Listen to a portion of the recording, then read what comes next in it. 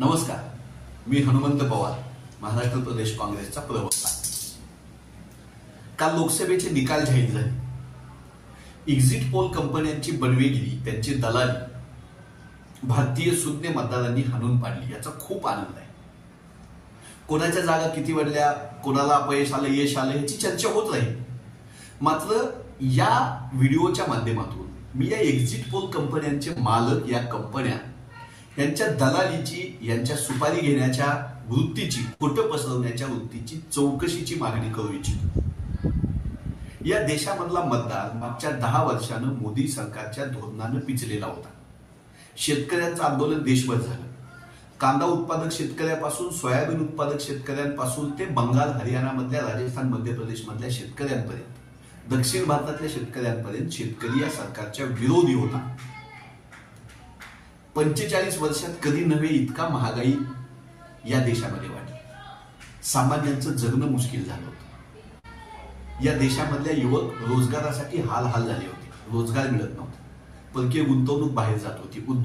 उद्योगामध्ये गुंतवणूक होत नव्हती। महिलांवरचे अत्याचार, दलितांवरचे अत्याचार, अल्पसंख्याकांबद्दलचा द्वेष पसरवणं सर्वोच्च नेत्यापासून भारतीय जनता पक्षाच्या गल्लीतल्या कार्यकर्त्यांपर्यंत थांबत नव्हतं। यानं लोक वैतागलेली होती।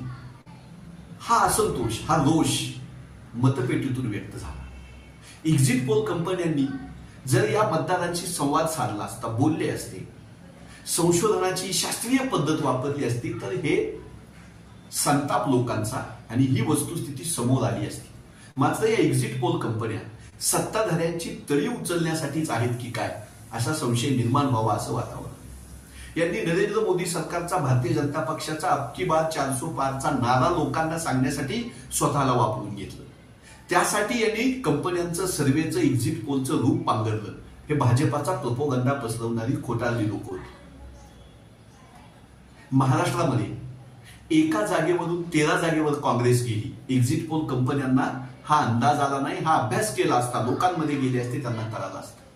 रस्त्यावर काम करणारे, आंदोलन करणारे, मोर्चे करणारे, संघर्षात असणारे, संघटनेत काम करणाऱ्या सगळ्यांना ही वस्तुस्थिती दिसत होती। योगेंद्रजी यादव असतील की अनेक असे विश्लेषक असतील, त्यांना ही वस्तुस्थिती दिसत होती।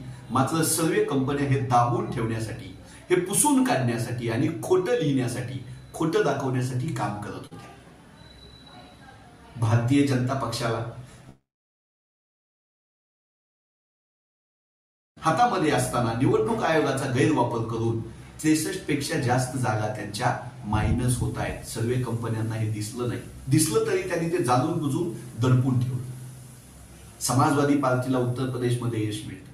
महाराष्ट्रामध्ये शरद पवार साहेब असतील, उद्धव साहेब ठाकरे असतील, यांना लोकांनी स्वीकारलेलं आहे, गद्दारीला नाकारलेलं आहे। हे सर्वे कंपन्यांना माहीत होतं, एक्झिट पोलवाल्यांना माहीत होतं। या देशामध्ये इंडिया अलायन्स ही सत्तेत येऊ शकते असं वातावरण तयार झाल्यानंतर विरोधी पक्षाच्या आमदारांवर दबाव आणण्यासाठी माइंड गेम खेळला या एक्झिट पोल कंपन्यांनी। या देशाला फसवलं। यांच्या आर्थिक व्यवहारांची चौकशी झाली पाहिजे। यांच्या सर्वे करणाऱ्या शास्त्रीय पद्धतीची चौकशी झाली पाहिजे।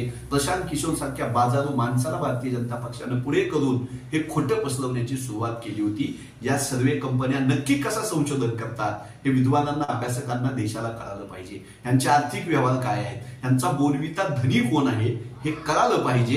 ही मागणी मी या मॅक्स महाराष्ट्राच्या माध्यमातून करतोय।